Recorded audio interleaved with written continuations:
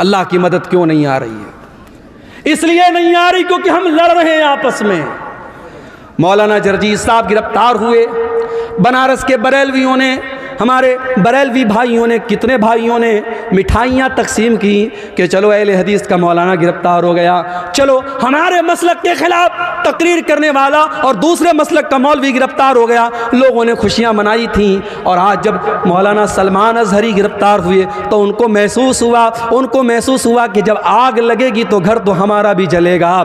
آج آگ لگی ہے، آج ان کے مسلک کے عالم کو گرفتار کیا گیا، اور اللہ کا شکر ہے کسی اہل حدیث نے یہ اس پر خوشی کا اظہار نہیں کیا، بلکہ بہت سارے اہل حدیث علماء نے، اور میں خود ان میں شامل ہوں، میں نے بھی اس کی مخالفت کی اور میں نے سپورٹ کیا کہ مولانا مفتی سلمان اظہری کو گرفتار کرنا غلط ہے۔ اس طریقے کی بیان بازی تو بہت سارے لوگ دیا کرتے ہیں، ایک معمولی سے بیان پر اریسٹ کرنا اور گرفتار کرنا یہ انصاف کا تقاضا نہیں ہے۔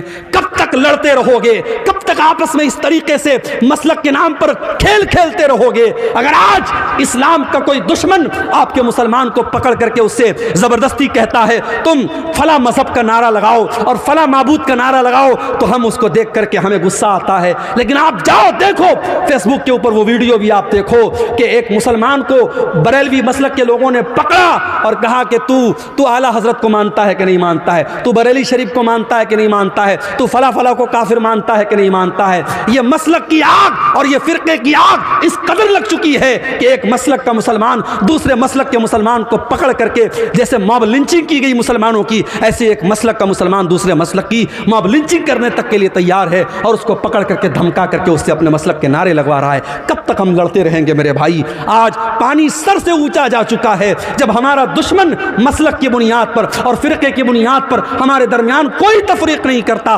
تو ہم اور آپ اپنے آپ کو تفریق میں کیوں بانٹے ہوئے ہیں؟ آؤ سیسا پھیلائی ہوئی دیوار بن جاؤ۔ اور میں بڑی خوشی کے ساتھ کہتا ہوں، میں پکا سلفی المسلک الحمدللہ ہوں، اور بنارس کے جامعہ سلفیہ جو ہماری جماعت کا مرکزی ادارہ ہے وہاں سے میں نے تعلیم حاصل کی ہے، لیکن آج اللہ کا شکر ہے فیس بک کے اوپر آپ دیکھ لیں، یوٹیوب کے اوپر آپ دیکھ لیں، بڑی تعداد میں ہمارے بریلوی بھائی، ہمارے دیوبندی بھائی بھی میری تقریروں کو سنتے ہیں۔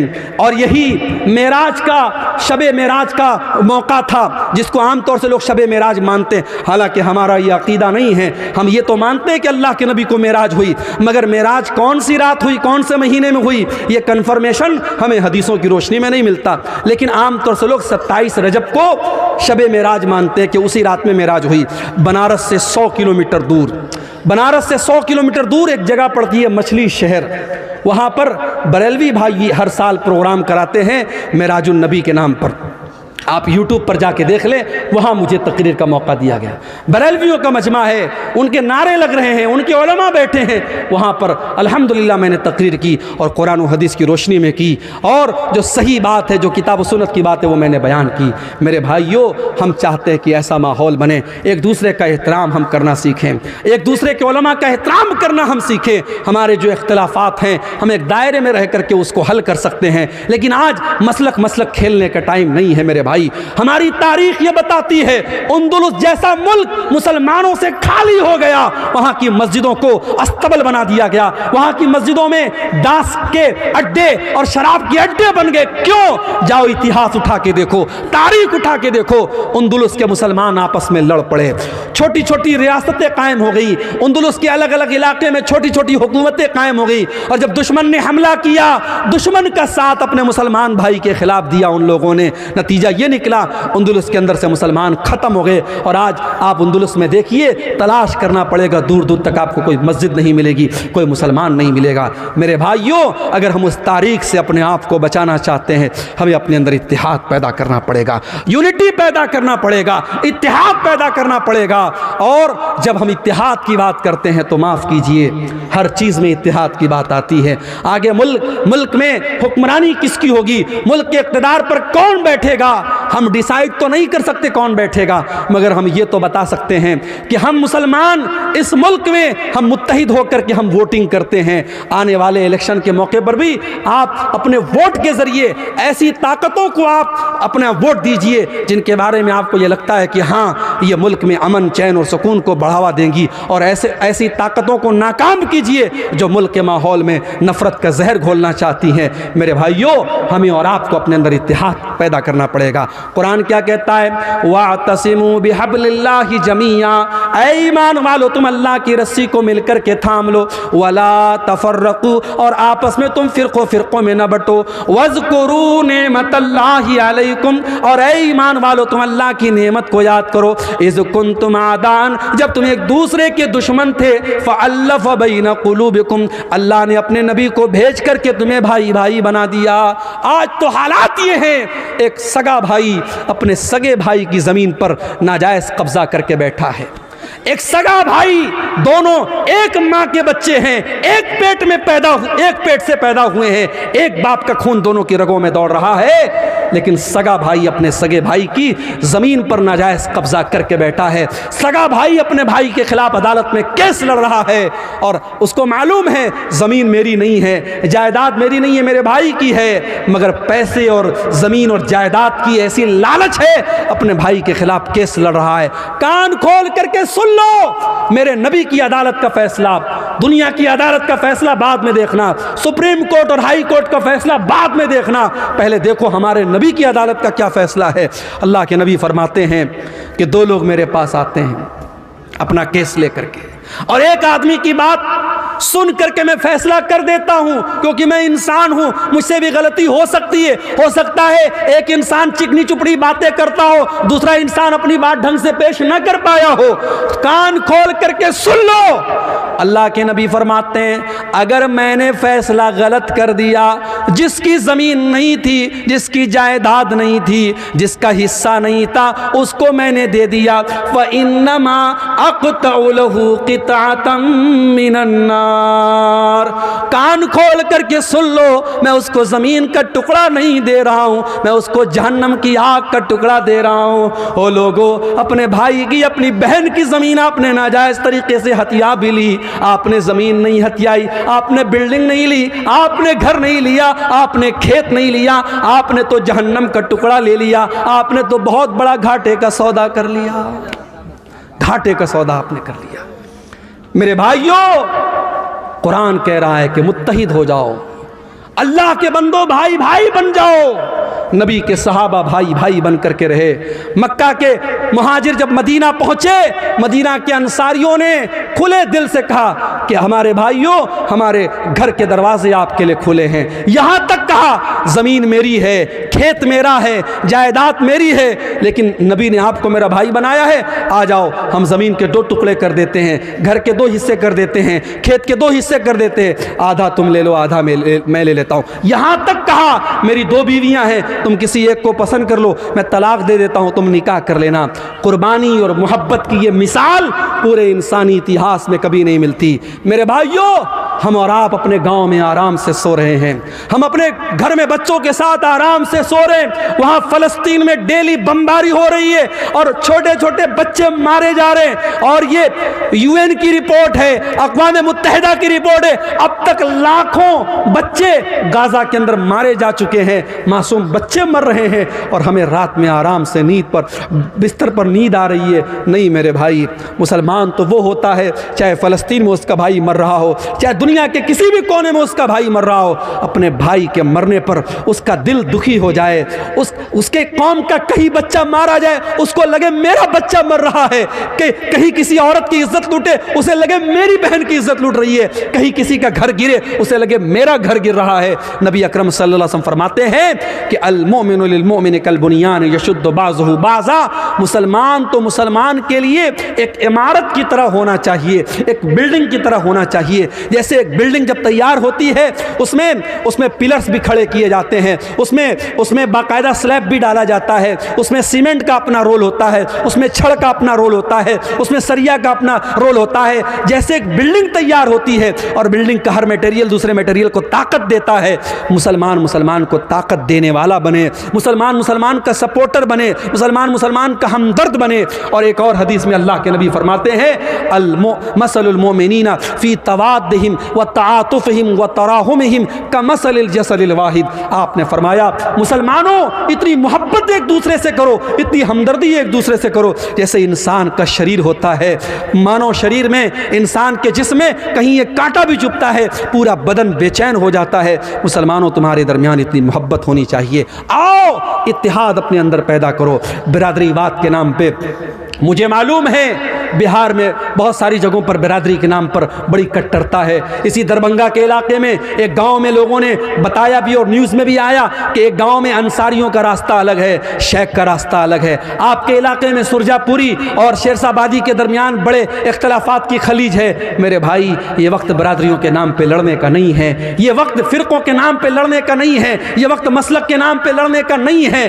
حالات یہ ہیں آج مسلمان جس گاؤں میں اکثریت میں ہوتے ہیں وہاں سے بھی مسلمان کے سرپنچ کھڑے جیت نہیں پاتے. کیوں؟ کیونکہ سرپنچ کا چناؤ ہوتا ہے, پردھان کا چناؤ ہوتا ہے, مسلمان اس گاؤں میں میجورٹی میں ہیں لیکن مسلمان کے 4 کینڈیڈیٹ کھڑے ہوتے ہیں, غیر مسلم کا 1 کینڈیڈیٹ کھڑا ہوتا ہے اور مسلمانوں کے ووٹ 4 جگہ تقسیم ہو جاتے ہیں. گاؤں میں میجورٹی مسلمانوں کی ہے لیکن پردھان جو ہوتا ہے, سرپنچ جو ہوتا ہے وہ غیر مسلم بن جاتا ہے. میرے بھائیوں اتحاد میں طاقت ہے, یونٹی میں طاقت ہے. آج ملک کے حالات اس بات کا تقاضا کرتے ہیں کہ ہم اپنے اندر اتحاد پیدا کریں. میرے بھائیوں آج اللہ کی مدد اگر چاہیے تو ہمیں اور آپ کو متحد ہونا پڑے گا. اسی طریقے سے اگر اللہ کی مدد چاہتے ہو تو توحید کی حفاظت کرو اور شرک سے بچو. اللہ مشرک کی مدد کبھی نہیں کرے گا. اللہ کا وعدہ ہے ہم تمہاری مدد کریں گے. شرط کیا ہے؟ وعد اللہ الذین آمنوا منکم وعملوا الصالحات لیستخلفنہم فی الارض کما استخلف الذین من قبلہم. اے ایمان والو اللہ کا وعدہ ہے اللہ ضرور تمہاری مدد کرے گا, تمہیں زمین کے اندر اقتدار بھی عطا کرے گا, تمہارے خوف کو امن اور شانتی سے تبدیل کر دے گا. شرط کیا ہے؟ یعبدوننی لا یشرکون بی شیئا. شرط یہ ہے تم میری عبادت کرنا اور میری عبادت میں کسی کو شریک نہ کرنا, شرک مت کرنا. آج حالت کیا ہے؟ حالت یہ ہے کہ ایودھیا سے 300 مسلمان لکھنؤ سے ایودھیا کا سفر کرتے ہیں. یہ میں میڈیا کی رپورٹ آپ کو بتا رہا ہوں. 300 مسلمان لکھنؤ سے ایودھیا کا سفر کرتے ہیں شری رام چندر جی کی جو نئی مورتی اور نیا ان کا جو وہاں پہ مندر بنا ہے اس کی زیارت اور درشن کرنے کے لیے. معاف کرنا, ایک مسلمان ہونے کے ناطے ہم شری رام چندر جی کا احترام کرتے ہیں, ان کا سمان کرتے ہیں, مگر ہم ان کی عبادت کو جائز نہیں سمجھتے. کیوں؟ ہمارا عقیدہ ہے لا الہ الا اللہ, اللہ کے سوا کوئی عبادت کے لائق نہیں ہے. جو کسی کا بیٹا ہو, جو کسی کا باپ ہو, جو کسی کا بھائی ہو, جو کسی کا شوہر ہو, وہ رب نہیں ہو سکتا, وہ معبود نہیں ہو سکتا. ہمارا کرائٹیریا بڑا کلیئر ہے, قل هو اللہ احد اللہ الصمد لم یلد ولم یولد ولم یکن لہ کفوا احد. اللہ ایک ہے, اللہ بے نیاز ہے, اللہ کا کوئی بیٹا نہیں, اللہ کسی کا بیٹا نہیں, اور اللہ کو کسی کے مدد کی ضرورت نہیں ہے, اس کے برابر کوئی نہیں ہے. میرے بھائیوں ہم شری رام چندر جی کی اور جو بھی اس بھارت دیش میں ہمارے مہاپروش آئے اور نیک لوگ آئے, ہم ان کا سمان کرتے ہیں, ان کی عزت کرتے ہیں, ان کا احترام کرتے ہیں, مگر ہم ان کی عبادت کو جائز نہیں مانتے. آج مسلمان کے عقیدے کا یہ حال ہے. 300 مسلمان جاتے ہیں اور ان کی زیارت کے لیے اور ان کے آگے سر جھکانے کے لیے جاتے ہیں, اور صاحب میڈیا میں ان کا بڑا مہیما منڈن ہوتا ہے کہ صاحب یہ ہیں دیش کے سچے مسلمان, یہ دیش بھکت مسلمان ہیں. معاف کرنا, دیش کا سنویدھان ہم سے یہ نہیں کہتا ہے کہ مسلمان تب اچھا ہندوستانی بنے گا جب وہ دوسرے مذہب کی تعریف کرے گا, بلکہ ہمارے دیش کی تو یہی خاصیت ہے, یا ہندو ہندو رہ کر, مسلمان مسلمان رہ کر, سکھ سکھ رہ کر, عیسائی عیسائی رہ کر, یہودی یہودی رہ کر, بودھ بودھ رہ کر, ہر مذہب والا اپنے مذہب پر رہ کر ہندوستانی ہے. اور ہندوستان کا سنویدھان اور آئین اسے اپنے مذہب پر عمل کرنے کی آزادی دیتا ہے. میرے بھائیوں ہماری ہندوستانیت پر شک کرنے کا کسی کو کوئی ادھیکار نہیں ہے. اس ملک کی آزادی میں ہمارے علماء کا خون شامل ہے, ہمارے علماء کا خون شامل ہے. اور آپ کے اسی بہار کی سرزمین پر علماء صادق پور, پٹنہ کا ایک علاقہ اور ایک محلہ تھا صادق پور, انگریزوں نے بلڈوزر چلوا دیے, پورے محلوں کو ختم کروا دیا. اور جواہر لال نہرو نے کبھی کہا تھا کہ ملک ملک میں کی آزادی میں تمام لوگوں کی قربانی ایک طرف ہے اور علماء صادق پور کی قربانی ایک طرف ہے۔ میرے پیارے ساتھیوں، ہمارے علماء کے خون بہے ہیں، ہمارے علماء نے پھانسی کے پھندے پر جھولے ہیں اور کالا پانی کی سزائیں انہوں نے جھیلی ہیں، تب جا کر یہ ملک آزاد ہوا ہے۔ اس ملک کو ہم نہ کبھی چھوڑے ہیں اور نہ چھوڑیں گے انشاءاللہ۔ یہ بات یاد رکھو میرے بھائیوں، اس ملک کا کوئی فیصلہ ہماری آواز کے بغیر ادھورا ہے، مگر ہمیں اپنے حالات پر بھی غور کرنا پڑے گا۔ ہمیں اپنے حالات پر بھی غور کرنا پڑے گا کہ آج ہمارا عقیدہ جو ہمارے دین کی سب سے مضبوط بنیاد ہے، آج عقیدے کا کیا حال ہے۔ آج ہم نیوز میں جب دیکھتے ہیں فلاں جگہ مسلمان لڑکی اسلام چھوڑ کر کے فلاں مذہب میں داخل ہو گئی تو ہمارے سر تو شرم سے جھک جاتے ہیں۔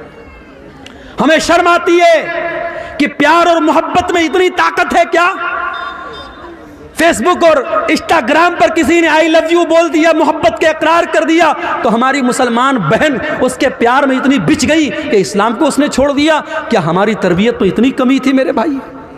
نہیں میرے بھائی، کہیں نہ کہیں تو پانی مر رہا ہے، کہیں نہ کہیں تو کمی ہو رہی ہے، ورنہ ہمارے اتہاس، ہماری تاریخ میں تو ان عورتوں کا تذکرہ ہم نے پڑھا ہے۔ سمیہ بنت خیاط نام کی اس عورت کو دیکھو، اس کے شوہر کے سامنے اور اس کے جوان بیٹے کے سامنے جب ابو جہل نے کہا تھا کہ اے سمیہ تو محمد کا دین چھوڑ دے، تو اسلام چھوڑ دے ورنہ ہم تجھے ختم کر دیں گے، سمیہ نے کہا میں اسلام کو نہیں چھوڑ سکتی۔ ابو جہل نے کہا اے سمیہ ہم تیرے بدن کے کپڑے اتار کر کے تجھے ننگا کر ڈالیں گے، اے سمیہ ہم تجھے بے آبرو کر ڈالیں گے، برہنہ کر ڈالیں گے، ہم تجھے ننگا کر ڈالیں گے۔ سمیہ نے اپنے جوان بیٹے کے سامنے ننگا ہو جانے کی اذیت کو گوارا کر لیا مگر اسلام کو نہیں چھوڑا۔ نتیجہ یہ نکلا بڑی بے رحمی سے اور بڑے حیوانی طریقے سے ابو جہل نے حضرت سمیہ کو شہید کر ڈالا۔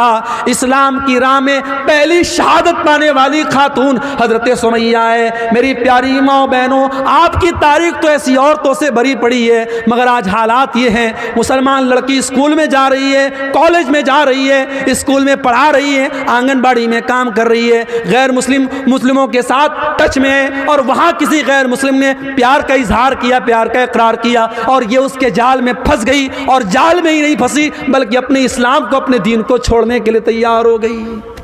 میرے بھائیوں، یہ حالات بڑے افسوسناک ہیں اور اگر ہم نے اپنے بچوں اور بچیوں کی صحیح تربیت نہیں کی، ان کو اسلام کے بارے میں نہیں بتایا، یاد رکھو آنے والے 20 سالوں میں ارتداد کی بڑی لہر آنے والی ہے، بڑا سیلاب آنے والا ہے، کیونکہ بڑی گہری چالیں چلی جا چکی ہیں، بڑی مضبوط پلاننگ بنائی جا چکی ہے۔ حالانکہ ہمارا ایمان اپنے رب پر ہے، واللہ خیر الماکرین، پلاننگ کرنے والے اپنی پلاننگ کرتے رہیں گے اور اللہ کی اپنی پلاننگ چلتی رہے گی۔ اور اکبر الہ آبادی نے کہا تھا اسلام کی فطرت میں قدرت نے لچک دی ہے، اتنا ہی یہ ابھرے گا جتنا کہ دباؤ گے، نور خدا ہے کفر کی حرکت پہ خندزن، پھوکوں سے یہ چراغ بجھایا نہ جائے گا۔ کوئی مرتد ہوتا ہے، کوئی اسلام کو چھوڑ دیتا ہے، اللہ کی قسم اللہ کا کوئی نقصان نہیں کر سکتا، اسلام کا کوئی نقصان نہیں کر سکتا، نقصان تو اس کا اپنے آپ کا ہوتا ہے۔ اللہ قرآن میں کہتا ہے وَمَن يَرْتَدِدْ مِنْكُمْ فَيَمُتْ وَهُوَ كَافِرٌ فَأُولَٰئِكَ أَصْحَابُ النَّارِ، جو مرتد ہو کر کے مر جائے، جو اس حالت میں مر جائے کہ وہ ایمان کی حالت میں نہ مرے، کفر کی حالت میں مر جائے، تو وہ دنیا اور آخرت میں فَأُولَٰئِكَ حَبِطَتْ أَعْمَالُهُمْ فِي الدُّنْيَا وَالْآخِرَةِ، دنیا میں بھی اس کے اعمال برباد اور آخرت میں بھی اس کے اعمال برباد ہو جائیں گے۔ وَأُولَٰئِكَ أَصْحَابُ النَّارِ، اور وہ جہنم میں جانے والے ہیں۔ اپنے بچوں کے عقیدے کی فکر کرو میرے بھائیوں، آج روزی روٹی کی فکر کرتے ہو، آج ہمیں فکر ہے آنے والے وقت میں کیا ہوگا، ارے کیا ہوگا، زیادہ سے زیادہ یہ ہوگا مار دیے جائیں گے، ختم ہو جائیں گے۔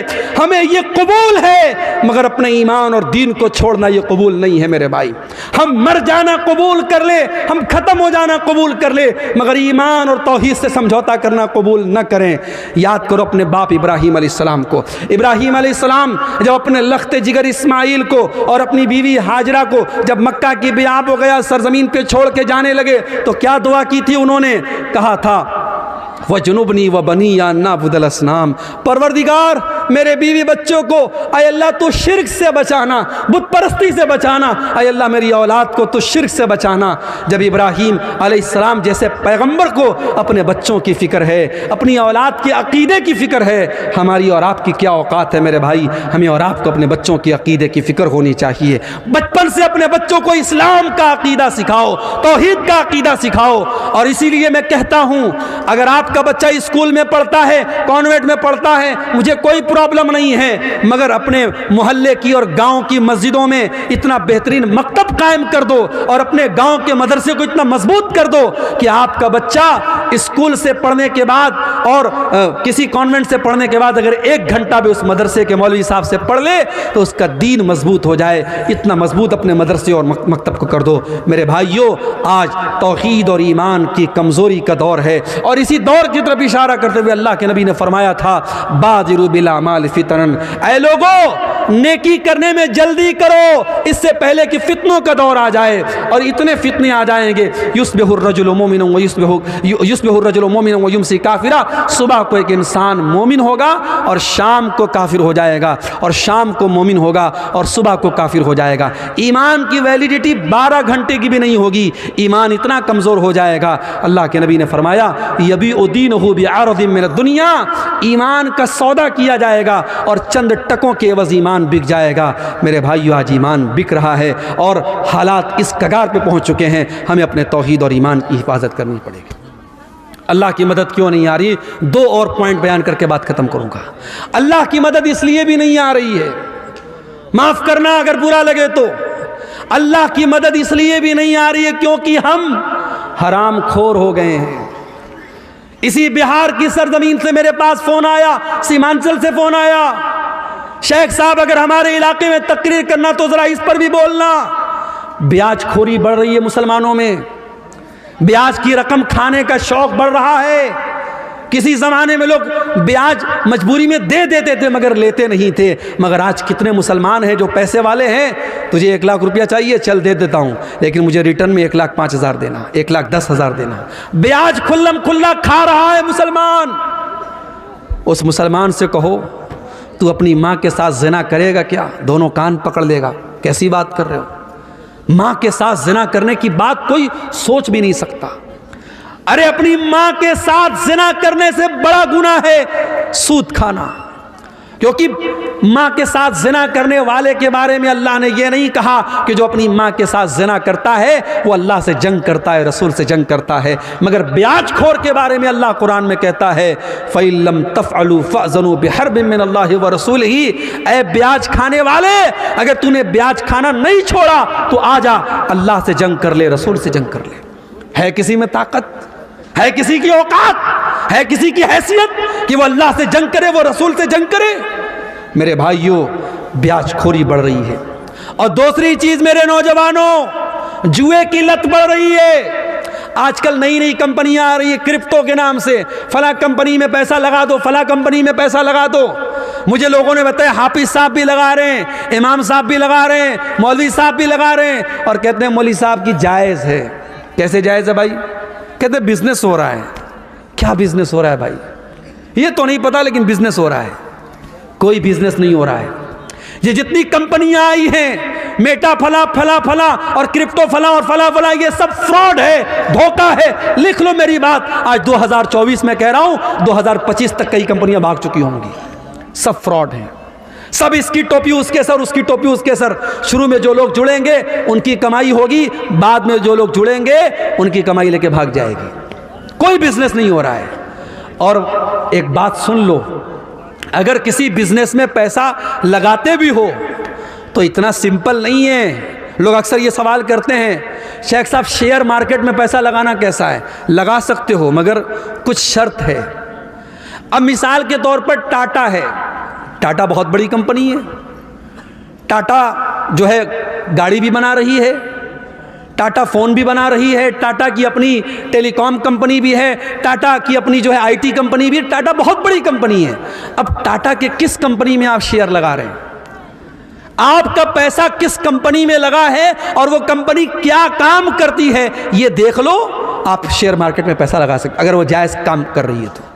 آپ کسی بھی کمپنی میں پیسہ لگا دیے, وہ کہہ رہے ہیں بھائی 1 لاکھ روپیہ آپ ہماری کمپنی میں لگا دو, ہم ہر مہینہ آپ کو 10,000 روپیہ دیں گے. لوگ کو لگتا ہے یار بڑا آسان طریقہ ہے. ابھی کچھ دنوں پہلے حیدرآباد اور ممبئی میں ایک بہت بڑی کمپنی, میں نام نہیں لوں گا, آپ لوگ سنے ہوں گے, جانتے ہوں گے, اس میں مسلمان نام دیکھ کر اور علماء کا نام دیکھ کر لوگوں نے پیسہ لگایا, کروڑوں لوگوں کا پیسہ ڈوب گیا. کتنے بمبئی کے ہمارے جاننے والے علماء کا پیسہ ڈوب گیا. کتنے لوگوں نے اپنے فلیٹ بیچ دیے, گھر بار بیچ دیا, کہ جب بیٹھے بٹھائے 50,000 روپیہ مل رہا ہے تو گھر مکان کو رکھنے کی کیا ضرورت, سب بیچ دیا اور کروڑوں روپیہ ان کا ڈوب گیا. میرے پیارے ساتھیوں, اس طریقے کے دھوکے بازوں سے ہوشیار رہو. آپ اپنے پیسے کو حلال جگہ لگاؤ, جائز جگہ لگاؤ, اللہ کا نام لے کے لگاؤ. بزنس ہے, کبھی پروفٹ ہوگا کبھی لاس ہوگا, لیکن اگر آپ کی نیت صحیح ہوگی اللہ ضرور برکت دے گا. اور صحابہ میں ہمیں کروڑ پتی صحابہ بھی ملتے ہیں. یاد رکھو, پوری امانت داری کے ساتھ اور پوری بصیرت کے ساتھ کہہ رہا ہوں, پیسہ کماؤ. ہمیں علماء کی بھی ضرورت ہے, ہمیں پیسے والوں کی بھی ضرورت ہے. یہ پیسے والے نہ ہو مدرسے نہیں چل سکتے. ہمیں کروڑ پتیوں کی بھی ضرورت ہے. ہماری مسجدیں, ہمارے مدرسے, ہمارے دین کے کام کیسے چلیں گے؟ کروڑ پتی بنو, حلال طریقے سے بنو میرے بھائی, حرام طریقے سے پیسہ مت کماؤ. جوئے کے ذریعے, سٹے کے ذریعے راتوں رات امیر بننے کے سپنے بند کر دو. محنت کرو, مزدوری کرو, بزنس میں پیسہ لگاؤ, بزنس کے ذریعے پیسہ کماؤ. نیت صحیح ہوگی اور آپ کے مقدر میں لکھا ہوگا, یقیناً آپ آگے بڑھیں گے. میرے پیارے ساتھیوں, اللہ کے نبی نے فرمایا کہ جس بدن کے اندر حرام کی کمائی جاتی ہے, فالنار اولا بہی, وہ بدن جہنم کی آگ میں جائے گا. اور یہی نہیں, اللہ کے نبی صلی اللہ علیہ وسلم یہاں تک فرماتے ہیں, اگر کوئی حرام کمائی کھاتا ہے اور بہت لمبا سفر کر کے اس کے بال میلے ہو جاتے ہیں, اس کے کپڑے میلے ہو جاتے ہیں, اور اللہ کی بارگاہ میں ہاتھ پھیلا کے دعا کرتا ہے, یا ربی کہہ کے دعا کرتا ہے, لیکن وَمَطْعَمُهُ حرام وَمَشْرَبُهُ حرام وَمَلْبَسُهُ حرام وَغُذِّيَ بِالْحرام, اس کا کھانا حرام کمائی کا, اس کا پانی حرام کمائی کا, اس کا کپڑا حرام کمائی کا, اس کی پرورش حرام کمائی کی, تو اللہ کے نبی فرماتے ہیں فَأَنَّا يُسْتَجَابُ لِذَلِكَ, اس کی دعا کہاں سے قبول ہوگی؟ بیاج کھانے والا عمرہ کر لے, حج کر لے, کھانے کعبہ کے دروازہ پکڑ پکڑ کے رو رو کے دعا کرے, اس کی دعا کیسے قبول ہوگی جب میرے نبی کہتے ہیں حرام خور کی دعا قبول نہیں ہوتی؟ میرے بھائیو, آج اللہ کی مدد اس لیے بھی نہیں آ رہی ہے کیونکہ مسلمان پیسہ کمانے کی اندھی ریس میں لگ چکا ہے. بیاج بھی کھا رہا ہے, جوا بھی کھیل رہا ہے, سٹا بھی کھیل رہا ہے, آن لائن ایپس کے ذریعے حرام طریقے سے پیسہ بھی کما رہا ہے. میرے بھائیو, کمائی کو حلال کرو, کمائی کو حلال کرو. سلف کہا کرتے تھے اطب مطعمک تجب دعوتک, اپنی کمائی کو, اپنے کھانے کو حلال کر لو, تمہاری دعا قبول ہوگی, اللہ کی مدد آئے گی اگر ہماری کمائی حلال ہو جائے گی. اسی طریقے سے میرے بھائیو, اگر ہم چاہتے ہیں کہ اللہ کی مدد آئے, میرے نوجوان ساتھیوں, آپ کو اپنی جوانی کی حفاظت کرنی پڑے گی, اپنی جوانی کی اہمیت کو سمجھنا پڑے گا. اللہ کی قسم دل دکھتا ہے جب فجر کی نماز میں یہ چند بوڑھے ہمیں مسجد میں نظر آتے ہیں. نوجوان کہاں مر گئے؟ میری قوم کے نوجوان کہاں مر گئے؟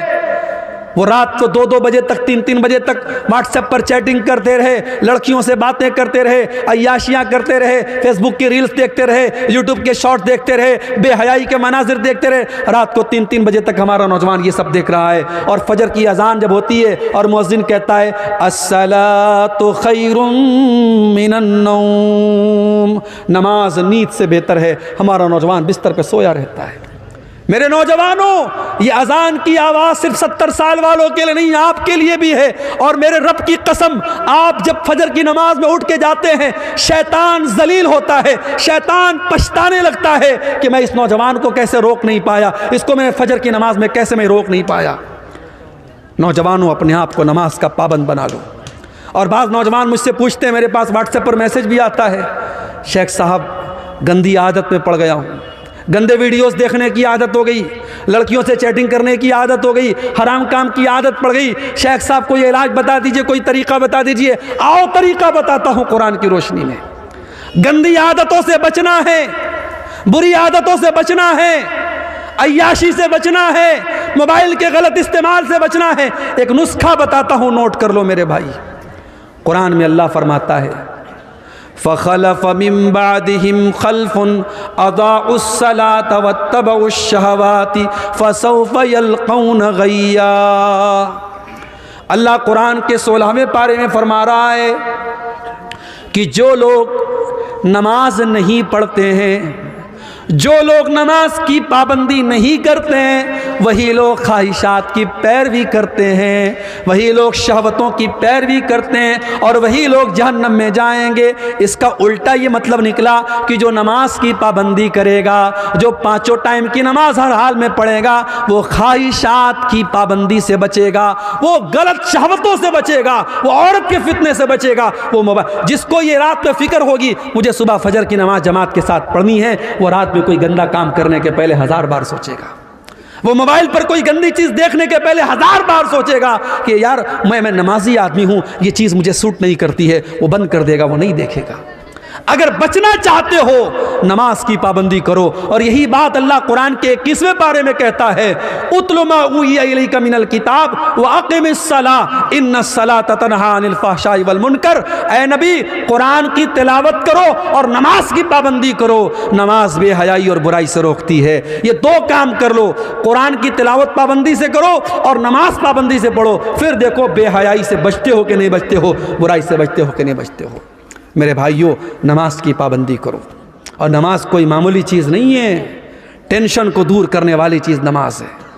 میں مانتا ہوں اس وقت حالات بڑے بے چین کر دینے والے ہیں، میڈیا میں آنے والی خبریں، یو پی کی خبروں سے بہار والے پریشان، بہار کی خبروں سے یو پی والے پریشان، تمل ناڈو کی خبروں سے نارتھ انڈیا کا مسلمان پریشان۔ یہ میڈیا آج ہم کو پریشان کر رہا ہے، ڈسٹرب کر رہا ہے۔